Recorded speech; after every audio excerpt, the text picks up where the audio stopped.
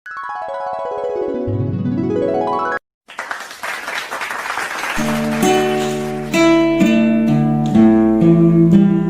bawa hidupku sekarang ke tempat kudus-Mu, Tuhan. Di mezbah-Mu ku serahkan seluruh hidupku.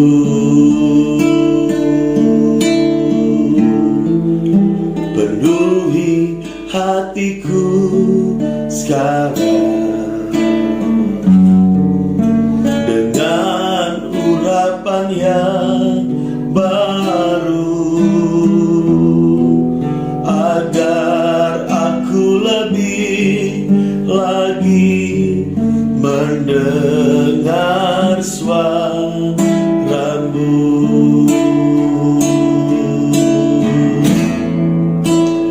Jadikan aku, Tuhan, rumah doa-Mu,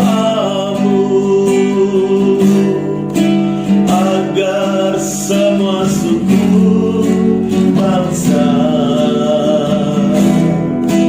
datang menyembah-Mu. Jadikan aku, Tuhan, rumah doa-Mu, agar semua suku bangsa datang menyembah-Mu.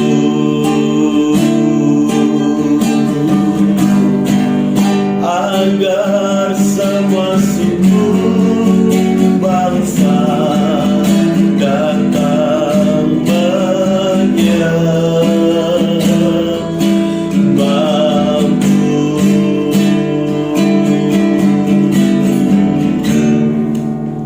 Shalom kekasih Tuhan yang diberkati Tuhan. Oke, baik kekasih Tuhan, dimanapun berada, kita kembali lagi untuk melanjutkan kebenaran firman Tuhan. Kita melihat bahwa di mana Yesus betul-betul mengambil sebuah keputusan adalah berdiam diri itu lebih baik. Berdoa, berdiam diri akan merasa lebih aman untuk memperoleh kekuatan dan memperoleh kehendak Allah, untuk mendapatkan kekuatan daripada Tuhan yang memampukan Yesus untuk sampai kepada penyaliban. Kita lanjut dari firman Tuhan ini berkata bahwa ambil bagian berdoa bersama. Ketika Yesus menyuruh murid-muridnya untuk berjaga-jaga, malah murid-muridnya pergi tidur. Kekasih Tuhan, ketika Yesus menyuruh kita untuk berjaga-jaga, seharusnya hal yang harus dilakukan oleh murid-muridnya adalah berjaga-jaga. Karena guru mereka, Yesus, sedang berada dalam beban yang berat. Seharusnya murid-murid itu peka dan mereka harus berdoa bersama-sama sebenarnya. Dan paling tidak mereka berdoa. Berapa murid-murid yang ada pada saat itu? Tetapi tidak seperti itu. Mereka ketiduran. Kasih Tuhan, di dalam kehidupan kita sering sekali kita diperingatkan yang tentang namanya doa. Terkadang pendeta menyuruh kita berdoa, Ibu Gembala, Kak Rohani menyuruh kita untuk berdoa. Kita sering meremehkan yang namanya sebuah doa. Kalau kita ketahui bahwa doa adalah napas hidup, adalah kekuatan orang percaya. Jadi kalau kita tidak berdoa, kita tidak akan tahu apa yang harus kita lakukan. Dan bisa saja bahwa kita dipimpin oleh kedagingan kita dengan roh manusia. Tetapi berbeda kalau kita berdoa yang membangun hubungan intim dengan Tuhan, maka kita akan dipimpin oleh roh Allah. Orang yang dipimpin dengan roh Allah itu berbeda. Ada sukacita, ada damai sejahtera, tidak ada kekhawatiran, tidak ada ketakutan. Apapun, sekalipun dihantam oleh perkara badai masa, sekalipun dikecewakan, sekalipun disakiti, sekalipun dibohongi, tetapi kalau dia berdoa, memiliki hubungan dengan Tuhan, memiliki hubungan dengan Allah, dan dia mengandalkan Tuhan, dan dia berdoa dan berdoa dan berdoa, maka dia tetap akan kokoh, tidak pernah lemah dan khawatir dan takut, karena dia memiliki hubungan dengan Allah secara pribadi. Saya mengajak kekasih Tuhan supaya kembali membangun hubungan doa bersama suami istri, bersama dengan anak-anak, sahabat, teman, mungkin anak-anak muda yang sedang merantau, bahkan yang jauh dari orang tua dan yang tinggal di kos-kosan. Mari sebagai anak muda supaya memiliki komunitas, memiliki hati yang datang dan berdoa kepada Tuhan, persekutuan dengan Allah. Jangan kita jauh dari persekutuan doa, karena tanpa berdoa kita tidak akan kuat. Tanpa kita mendengarkan firman Allah, mendengarkan suara Tuhan, tanpa kita menyenangkan hati Tuhan melalui doa kita, kita memuji menyembah Tuhan, kita tidak akan mengalami yang namanya damai. Makanya banyak orang yang kehilangan sukacita, yang mengalami keraguan, kekhawatiran, yang bimbang dan ragu, tidak tahu apa yang dia lakukan. Karena apa? Kurangnya berdoa, kurangnya merenungkan firman Allah, kurangnya benar-benar dia memperkatakan dan tidak mendalami kebenaran firman Tuhan. Tetapi kalau kita sudah berdoa dan merenungkan firman Allah dan memperdalam kebenaran firman dan diperkatakan dan tinggal di dalam hati kita, maka kita akan selalu menjadi orang yang disegarkan dari hari ke hari. Walaupun dunia dilanda dengan ketakutan, walaupun kita mendengar bahwa berapa bangsa, termasuk Indonesia dan bangsa-bangsa lain, dan banyak orang yang meninggal karena virus dan COVID, tetapi orang-orang yang ada di dalam Tuhan, yang tetap tekun dan berdoa, yang tetap berseru memanggil nama Tuhan, mereka akan tetap gagah dan kuat dan tidak akan khawatir oleh apapun juga. Walaupun kiri kanan kita mengalami kena virus, tetapi Tuhan memelihara orang-orang yang selalu datang dan berdoa siang dan malam.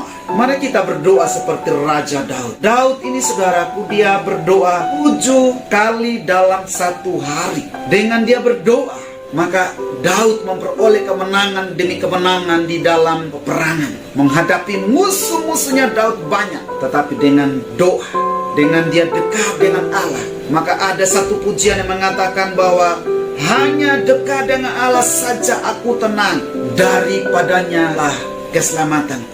Itulah Raja Daud. Jadi dekatlah dengan Tuhan. Kalau kita dekat dengan Allah, dekat dengan Tuhan, saya percaya dan saya yakin kita pasti rajin berdoa, rajin berseru, rajin membaca firman Tuhan, bahkan rajin beribadah. Makanya kelihatan sekali kalau orang yang mengandalkan Tuhan, yang tinggal di dalam Tuhan. Maka itu jangan kita membiarkan orang-orang sekeliling kita sedang bergumul sendiri, baru kita malas tahu, malas bodoh.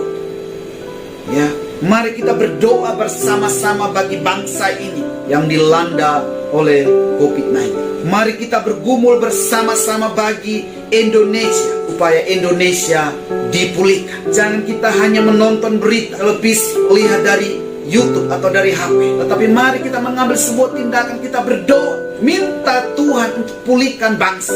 Tahu saudara, Tuhan mengizinkan setiap musibah demi musibah yang terjadi di bangsa kita, itu mendatangkan kebaikan supaya kita semakin dekat dengan Tuhan, semakin dekat dengan Allah.